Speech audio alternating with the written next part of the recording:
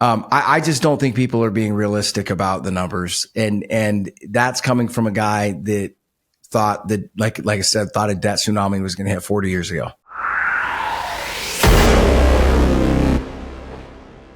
The opinions expressed in this program are for general informational purposes only and are not intended to provide specific advice or recommendations for any individual or on any specific security. It is only intended to provide education about the financial industry. To determine which investments may be appropriate for you, consult your financial advisor prior to investing. Any past performance discussed during this program is no guarantee of future results. Any indices referenced for comparison are unmanaged and cannot be invested into directly. Any references to performance of securities are thought to be materially accurate, and actual performance may differ. As always, please remember investing involves risk and possible loss of principal capital. Please seek advice from a licensed professional. And we are back with another edition of the Daily Dots. And I'm joined as always by the Brain Trust himself, Mr. Chase Taylor. Lot of different thoughts today, a lot of different cross currents, a lot of different news out. And all of it is kind of disparate. So probably let's just start off right at the top with the indexes and then work our way from there. Yeah, we actually have some data worth talking about for once, so that's nice. S&P finished flat on the day, up 0.01. NASDAQ up 100, up 0.28. We were just talking about the Russell, poking its little head up yesterday, and then it got hit today, down 0.28. Equal weight down 0.25. Mag 7 up 0.18. XUS up 0.6. So nice kind of bounce back for non-US equities today. You had oil down about 1%. I think on the news that the Saudis want to keep adding like 400,000 barrels like the next few months. So they want to get market share back. They don't care about the price, obviously. Gold up 0.59, silver flat, platinum up another 1.7. Copper up a little over 1 as well today. You had the dollar down 0.4, which is now at 98.84. Which if you closed here right now, would be a new weekly closing low. So that's significant. And maybe over how long? That for this whole like little move. So that's worth looking at. Let me look. And I'll before I do though, I'll note, the 2-year yield down 9 basis points. Because like I said, interesting data. It was bad. And the 10-year yield down 10 basis points. So nice rally for bonds today. And potentially just in time for housing. Let's see. This would be the worst close. If we closed here, obviously we're not because it's Wednesday. For the week, it would be the worst close you've had for the dollar since March of 22. So a little over 3 years. Not nothing. No, and if you go back as far as effectively like 15 years, not quite 15, but like 12 years. The low at that time is like in the dollar index is like 92. So 98 doesn't really stick out on the chart that much, but that is a departure from where the DXY has spent a lot of the last 5 years. Exactly. Nobody called for this before the year. That's for sure. Yeah. We've got a lot of different things to get to, but, and this is not a recommendation. But, I said this to you earlier, the more and more I look around the world today, I'm like, I don't feel like I own enough gold. And when I say gold, I'm not talking about going out and buying coins or physical. Nothing wrong with owning some physical. But I mean, just generally speaking, everything I look at, I hate prognostications about where a price of a commodity is going, especially something like gold. But here's what I do think. I do think that gold is in a position and very much in an environment where it feels like for quite some time, if there are any significant pullbacks in the price, it will be bought heavy by somebody. Yeah. Do you know what I mean? Probably a central bank. Yeah. Yeah. And so what does that mean about price? I don't know. You still look at the balance of retail investors' portfolios. They still have no exposure to it. I mean, there's still so many places. So I just thought of something. And if you go back to our interview we did with Kevin Meir, for those listening, I mentioned usually one of us, US, Europe, Asia, China, whatever is doing fiscal stimulus, and the rest are kind of on the sidelines watching. But now everyone is doing fiscal stimulus. And I mentioned to him, who's going to buy all of those bonds? But if you think about it, who's going to sell all that gold is maybe a different way of thinking about it. And the answer is probably not enough people. So that who's going to buy the bonds turns into like, where's gold going? It's largely the same trade. The deficit's up, gets hard to sell bonds. It's hard to sell gold and easy to buy gold, But yeah. The clearing price for gold with the whole world doing fiscal stimulus could become interesting. Yeah, it's, and you never want to be hyperbolic or alarmist about these things. And I just have a different purview of this because I've been hearing about the coming debt tsunami in the United States literally since I was like 3 or 4 years old. So I remember finding a shoebox full of nickels, nickels. And my dad's a really sharp guy. He was running a firm. They made a brokerage firm. They'd made done very well investing in gold mines in the 70s and 80s. And so I am so sympathetic to the, hey, there's nothing to see here, move along. People have been talking about debts and deficits. Sure. I just don't think people are being realistic about the numbers. And that's coming from a guy that thought that, like I said, thought a debt tsunami was going to hit 40 years ago. Right. So I think it's important to talk about that, to like draw the lines of distinction on like what it means. Yeah. Because what it doesn't mean is like, some sort of like economic crash. It doesn't mean, we're going to default on the debt and just be like, oh shucks, we can't pay you back. What it means is like you by almost necessity end up in a really highly inflationary environment. Yeah.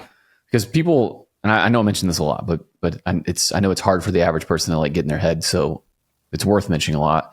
And that is like one of the things that makes this really nasty is when that interest expense goes flying higher.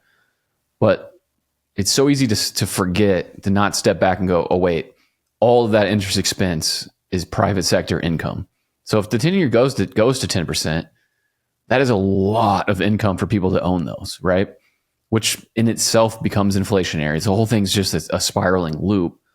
So it's not that, you're going to have some sort of like traditional bust. It's just that, okay, if you want to do this, you can. It's just, but the way you're going to pay for it is going to be, instead of an income tax, it's going to be an inflation tax. Yeah, but a big one. Yeah, I don't want to go on a missive about central bank policy, but in my opinion, and I've always seen this as a Achilles heel in central bank policy. I understand why they are quote unquote data dependent, right? I get that, and I understand the logic behind it, and I don't think, in and of itself, I don't think that that's a stupid posture, right? Like a lot of people have said. The issue, though, that I've thought this for some time, and now I'm seeing it. You and I have been talking about for the last 2.5, 3 years about how it looked like the Fed was painting themselves into a corner with the assistance of the federal government and the Treasury, like not just putting it on just the Fed, right?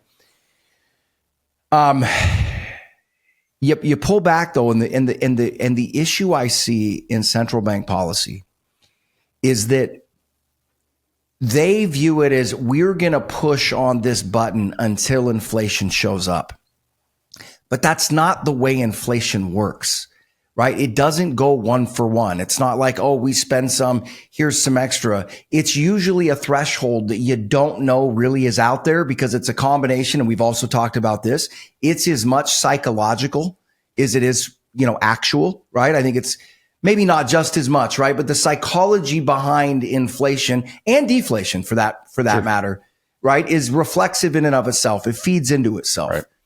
And you never hear central bankers addressing that aspect of it, right? The psychological, the human side of it. And why that's important is there is not a button out there. There is not a milestone. There is not a number that when you cross that number, you're dead, or when you cross that number, you're okay.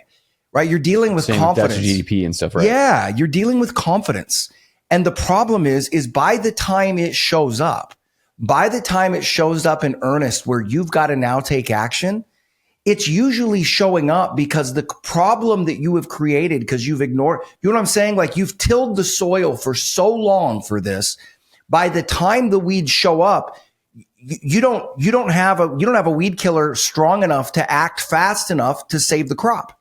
You know what I'm saying? Not the best analogy in the world, but there's a leg, right? Because that psychological impact. And then a lot of times the actions that you need to take to curtail that inflation aren't politically viable.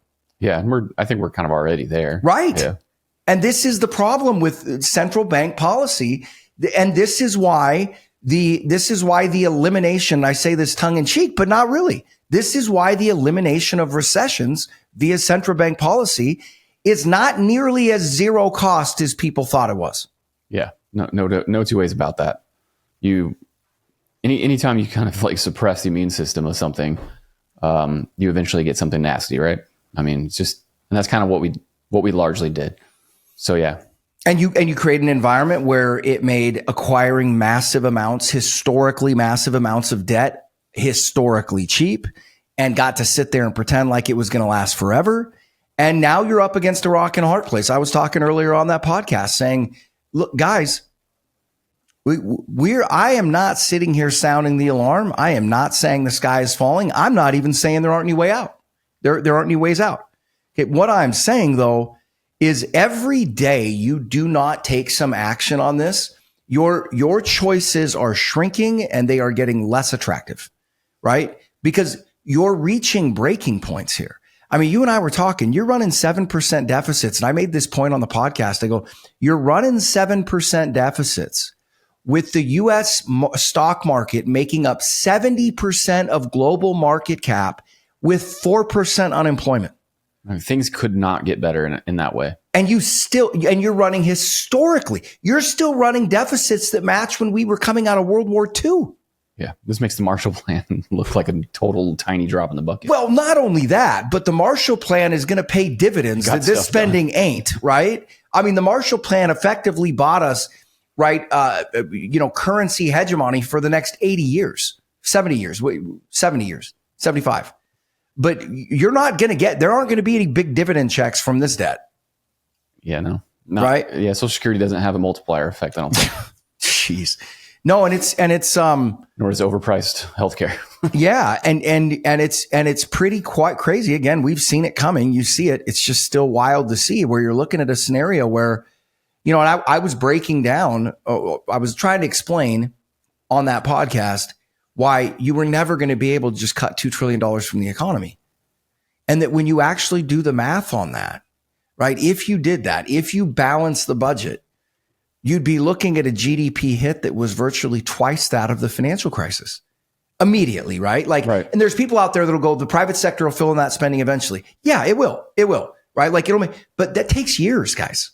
And when you're talking about an instant, right? No warning, because government cuts, it's not like, right? It's not a glide path to government spending, right? It's either on or off. It's binary.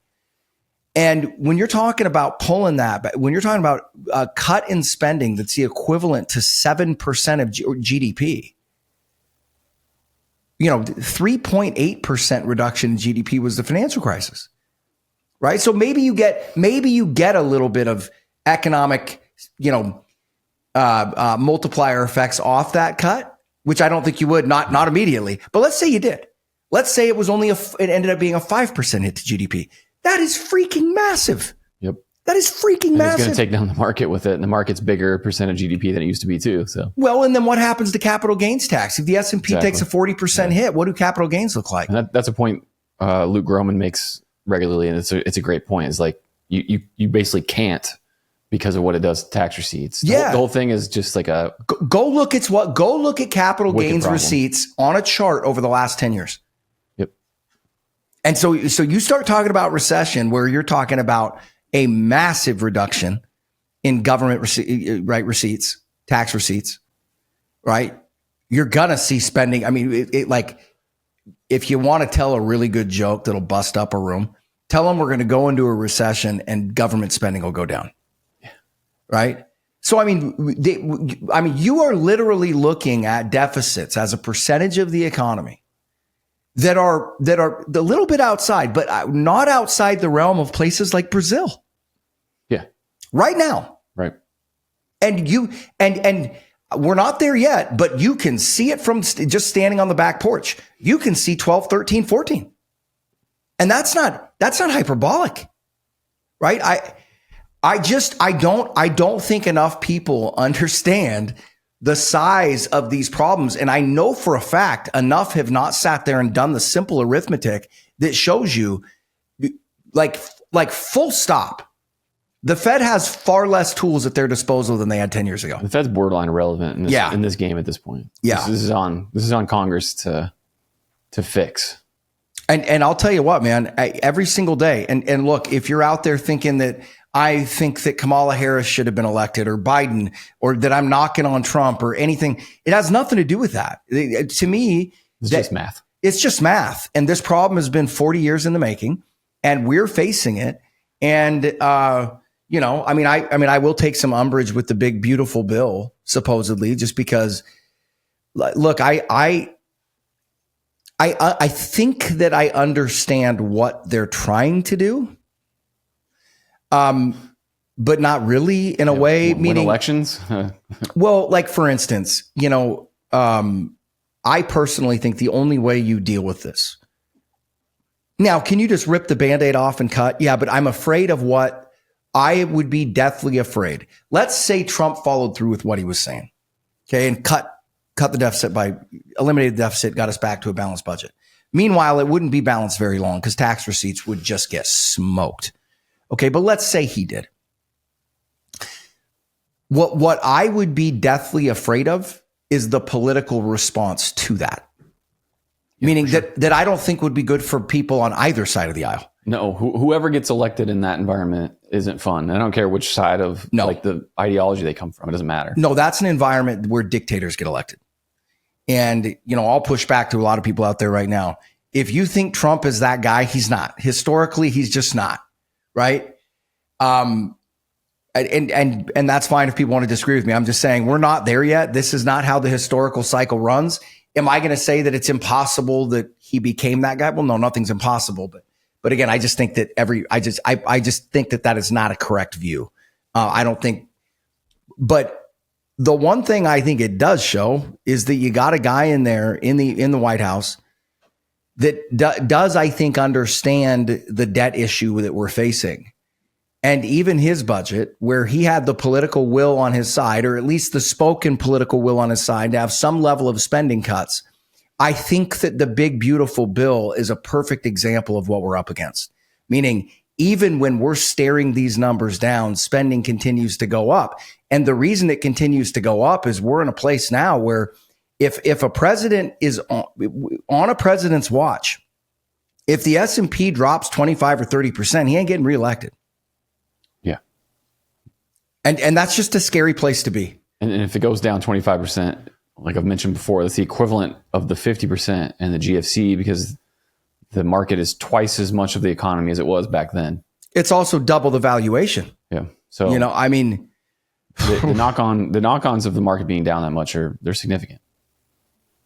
And that's why we get a stick save every time we get down that way. Yeah.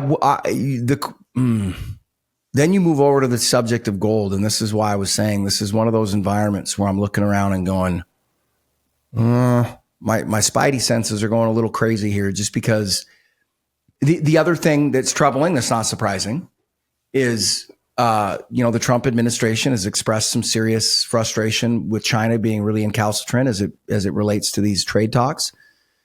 Not surprising to me. Then you're talking about Putin talking about retaliation against Ukraine here. I'm just looking around the world going, Not to mention, we're supposed to get a whole slew of trade deals, and we've gotten one with the UK, who we run a trade surplus against. And the U.S. equity market is still acting like this is all in the bag. I don't like what I'm seeing, man. And I think that, I'm a really patriotic guy. I don't want people thinking I'm done. Look, I hope this all gets sorted out, and I'm not blaming this on anyone. I'll be honest with you. I'll say this. This might ruffle some feathers. I kind of think that regardless of who would have been elected, you're probably looking at a bill that was something like this. I do. And I don't know if that's true, but it doesn't matter who was elected. You weren't going to fix the budget. Like the deficit wasn't going to go meaningfully down regardless who got elected. And to think that Biden or Harris would have stepped in there and really meaningfully cut spending. They would have spent different. They wouldn't have cut taxes. No, I think you would have just had it. I think you'd have shuffled around a few line items and there you go. And that's, again, it's not a knock on Trump, but what it does show is the immovable nature of Congress, which for the most part, the one area where to me it is a little frustrating is that the GOP always runs on like, oh, we're gonna get after the budget deficit. Well, I know, but I mean, that's a problem. Yeah, but anybody believes that hasn't been paying attention. At least for the Democrats years. don't pretend like, oh, we're gonna get real serious on this budget. You know, they don't run on that. That's true. The way the GOP does, and I say GOP like because that's kind of top down. It has been my whole life. They talk a better game about it, and then usually do even less about it. Okay, I don't think that that's a fair statement. I think we can look at the data. Then we're playing the game of giving. It's like the quarterback's getting way too much. If anybody thinks that Bill Clinton, if they want to recite the '90s and they're going to try to make the argument to me that Bill Clinton was the last president, got us back to a balanced budget, they clearly don't remember that budget process because Newt Gingrich and the contract with America, they took Clinton kicking and screaming to that deal. But he signed it. No, to his credit, man, absolutely. Yeah. And But he also had the .com bubble to help juice tax receipts. Yeah, yep, and that certainly helped. Yeah. But the biggest crime to me is that regardless of somebody giving lip service, I mean, the flip side of that too is the Republicans don't follow through with what they're doing. But you also don't have people on the Republican side saying we can print money infinitum and ad infinitum and it won't. We can't go broke, right? Like that to me is the inverse person on the left. And but to your point, although Dick Cheney said deficits don't matter. Well, when you're running at 2 to 3%, I would tend to agree with him, right? But I mean, all these things have limits, and I would say at 7%, that is a problem. Yeah, I think that's basically right. Yeah, and I think that honestly, if you could hold between 2 to 3 for the most part, you'll be fine. Yeah, and with some flexibility in there to adjust to things along the road, right? That's the other thing is what happened, the old idea of having some seed corn in case things went a little sideways, right? That's the other part. You look, we got no margin. Right. There's no margin for errors, right? I mean, if you had a situation hit right now where you need to drastically cut rates, any benefit from that would get sucked right out almost immediately via inflation. Yeah. I mean, just boom. I mean, I'm sure it wouldn't be that quick, but I mean, a few months maybe. I'm genuinely of the view that even cutting rates to zero would be of relatively minimal help. Agreed. I'm not saying it would do nothing by any stretch. It would, but it would be shorter term than we're used to of an effect and a smaller effect both. That's just math again. Yeah. Right. That's just math. And these are the things, and this is what scares me. These are the things that lead to, pitchforks in the streets, right? This is what leads to things like the French Revolution. And you've got all these people in America just not understanding what we're up against and not realizing that, I mean, you're already at that point. Like people need to understand right out of the gate. And guys, our clients don't call in. I don't think you're not going to see 65-year-olds getting their Social Security benefits cut by half. I'm not panicking. And you shouldn't panic either. Truthfully, if you're under the age of 55, I doubt you're going to get pulled back much. Okay, but people, we need to face the reality. There have been promises made to hundreds of millions of people in this country that cannot be kept. Right. Again, plain and simple. It's just math. Yeah. It's just math. And I think a lot of people don't people think like a big deficit's bad. People think inflation is bad. I don't think the average person realizes the tight connection between those two things, that at some point you won't have one without the other. And I think we're easing into that generation that we're probably going to live through where big deficit equals big inflation. And look, man, family show here, but I don't really know other way. That's what really pisses me off about central bank activity, right? For years, we sat there and we couldn't generate inflation if we try. And we're sitting there going, guys, man, this is like the dog chasing the car. Call it a win. Yeah, call it a win. This is like the dog chasing the car. Everything's fine right up to the point where he catches it. And isn't that exactly how it turned out, right? If you run monetary policy or government policy in a way that you think inflation is impossible, I guarantee you're going to be dealing with it shortly. Yeah. And that's the idiocy of that, right? The lack of wisdom, right? Like and I don't know what to attribute that to. I just know wisdom is not as highly valued as you'd think it'd be, or it should be today. But that lack of ability of just like, yeah, guys, 2 + 2 = 4, man. And no matter how much you want it to, it ain't 5. Right. The certainty of it all. Moving to some other topics, though. What else? Data that came out today. Yeah. So obviously, the ADP jobs report isn't non-farm payroll is the most important one. They often don't line up. But if you look at them both together on the chart, are they the same every month? No, but they're directionally the same. So it is important that ADP printed a 37,000. It was supposed to be over 100,000 jobs added, and it was under 40. There's only been one worse print since COVID ended. So this is a pretty nasty report. Here's a troubling thing about that to me. The troubling thing about that to me is that melds perfectly with so much of the anecdotal data that we're hearing, right? Like that really lines up. That makes sense. Yeah. Not a negative print, right? But just a way smaller. But that's problematic number. Yeah. Yeah. If non-farm payrolls prints 30s, like that's a big deal. Yeah. We mentioned yesterday the job openings were higher than expected. But I will say on that, construction layoffs in the JOLTS data, which is noisy, so grain of salt, but that had it's only had 3 worse prints since COVID. So kind of pretty high level of layoffs for construction there, which obviously we're tracking closely. And then we also had the services ISM today, which much like the manufacturing ISM was a pretty big disappointment. The market was expecting, or economists, I should say, were expecting to go from 51 and change to 52, so up. Instead, we went down to 49.9. And within that, they have one of the dissections of it's just business activity and services. And that was the worst print since COVID. So that's the third time I've said, something along the lines of worst or close to worst since in today's data. So not great. And then within that, you also had prices paid highest since 2022. Both ISMs, all the regional stuff has prices paid inside of it. And you can kind of smash all that together to see one big composite of all the prices paid. And it's just, doing that. So maybe this data maybe tariffs are starting to take a little bit of a bite out of the economy and activity in this latest data. So, data has been, and this is soft data, so not a huge deal, but I would say we went from just green light economy wise to this is at least a flashing yellow light to be all right, watch a little closer because one day's worth was a little concerning. Well, and not to mention, man, you look at what this, I don't want to keep saying it, but you look at what this equity market is priced in.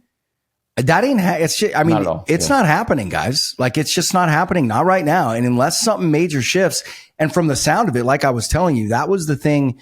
When Trump himself was I'm putting words in his mouth, but he effectively said he's dug in, he's encalcitrant, he's not giving us anything.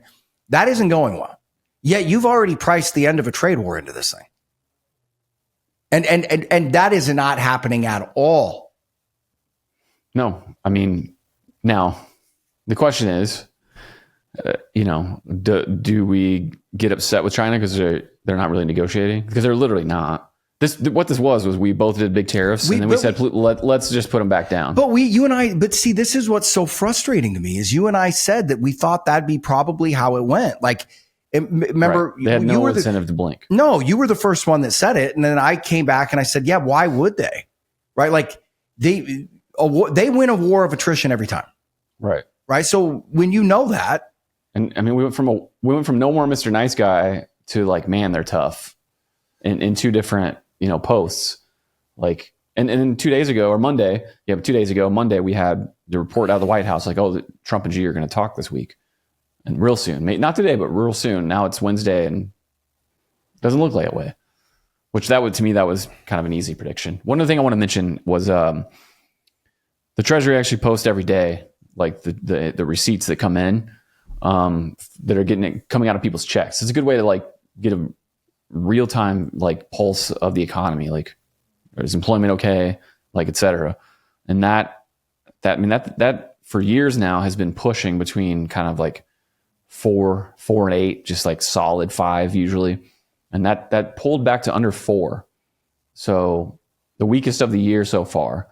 So that's like I would call that high quality hard data. Yeah. It could just be a weird little window or something, but that is another big yellow flag that suggests maybe, if not this jobs report, maybe one in late summer, you could start to feel this. And we talked about before, like now obviously the tariff level has come down. You're like 15.5. But we talked about so is the growth rate, man. The tariff stuff won't hit hard data until like June, July, August, really. So like we're just starting to get into the period where even though it's way smaller than the crazy, Liberation Day stuff, still it's high enough to where it may start messing with data. And then we go back to the G. Gordon Liddy thing of like, because it went from bonkers to just crazy, it's easy to be like, oh, well, who cares? Like, well, crazy. I mean, 15% tariffs. I mean, we came into the year at like 3 or whatever. So yeah, when like I said, the other thing is the growth slowdown. I mean, the other thing, those tariffs aren't kicking into a market that's throwing up 5.5% nominal growth or 6% nominal growth, right? It's certainly not 5-6% real growth. Right. Like if you had an economy running at 5 to 6% real growth, you show me 15% tariffs. I'm like, hey, that's going to be a damper on growth, but that thing should be able to it should be able to power through it. Right. That's not where we're at. And like you've talked about, what we do know, and I'm not saying they're bad or they're inverse, but what we do know is that there is an abnormal amount of noise in the GDP numbers right now. Yeah. Right. And so in my mind, the only really responsible way to look at it is almost sit there and go, okay, let's cut that growth number in half. And I have no idea. I think currently that's about right. Okay. Well, and I've got no, academic or number, based reasoning for saying that, but just kind of going, that looks about right to me. So you cut it in half. Then you think about that being your growth rate with 15% tariffs coming on. What's going on in housing, the rate situation, all that kind of stuff. Well, I will just tell you, like, if that is pre-recessionary, like that just looks like you're going into a recession. We talked about housing a lot yesterday. I saw a report that came out today, really well done data that shows for home builders, their prices are going negative year over year now. And that's adjusted for like median and mean and stuff that they can kind of skew the data, make it weird. So like very thoughtfully done to show, okay, so their income is going down year over year. And we know, we know what the price of lumber is and all these kinds of things. They're not down. And we know, they're going to get some squeeze from the labor side just because of the makeup of, their labor force, a lot of them being immigrants. So, man, they're going to get squeezed hard. Speaking of, yesterday, I did a poll of every ETF that was listed so far this year to date. And I did a search like, hey, I do this like about once a week. Is there any home builder short ETFs? And it came back, I was like, yeah, here's one. And I'm like, oh, here we go. Yeah. And then it turns out it was one from like 10 years ago that's already been delisted. So I went on a real roller coaster ride there. Speaking of, so if you look at every single ETF that's been listed in the US this year, man, there's a big theme. It's like, it's either levered, crypto, or super safe. It's like this weird like dichotomy of it's total YOLO stuff, or it's like, I just want to make 5%. Well, please leave me alone. Sounds like distribution. It was interesting. Yeah, it sounds like there's no like normal, like, hey, would you like exposure to this sector this way or something? It's like, no. I want no risk, or I want all the risk you can hand to me. Yeah.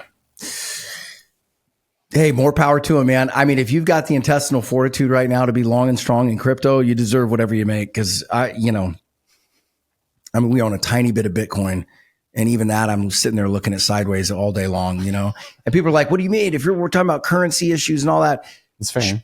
No, it could do fine. Again, I'm managing other people's money.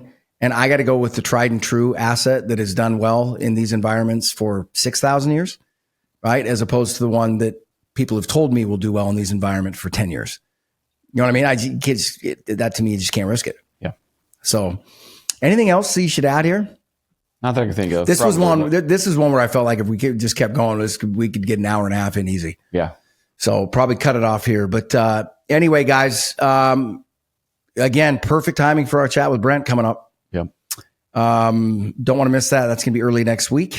So yeah, don't miss it. And as always, you can get us on YouTube at Know Your Risk Podcast, knowyourriskpodcast.com, bulwarkcapitalmanagement.com. You guys know the drill. And I'm going to start getting t-shirts made up to say, got gold, like milk. And I'm not, you and I aren't gold bugs by any stretch. I am. I'll just say it. I am. Well, then I guess that would make me one because, so I am now officially. I got to be a gold honest bug? with myself. And I have been since 08.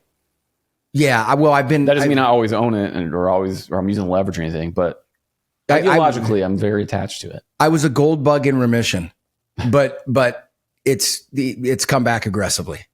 To me, gold's money. I don't know. Yeah. And it just now I'm just looking at it and going, ooh, boy, now's the time. That's what it feels like. Anyway, not a recommendation. This is not me telling you to go out and buy a bunch of numismatic coins. Please, one tip. If you are going to get gold, especially physical, please go talk to somebody that knows what they're doing. Please. I had this chat with my dad literally yesterday. Good. Because he's a boomer and he gets bombarded with the terrible emails and all the commercials and on cable news and everything. So, oh no. And I wish I could just put out a PSA for all those people. They'd listen. I'm just like, don't, guys, whatever they're trying to sell you is not what you want to buy. Period. Full stop. Gets all the dollar collapse emails and then like, oh, you should probably buy this rare coin for 1 billion% markup. Yeah. Right. Because on top of the gold, it's going to have collector value as well. You're like, bro, just try and resell it. You'll find out. Yeah. that happened to a guy that was I've told you the story. Anyway, we got to run. All right, guys, we'll see you tomorrow. You're listening to Know Your Risk Podcast. Download and subscribe at knowyourriskpodcast.com. Investment advice cannot be given without a client service agreement. Zach Abraham is an investment advisor representative of Trek Financial, an SEC registered investment advisor. Bulwark Capital Management is a marketing name only and does not carry a separate registration.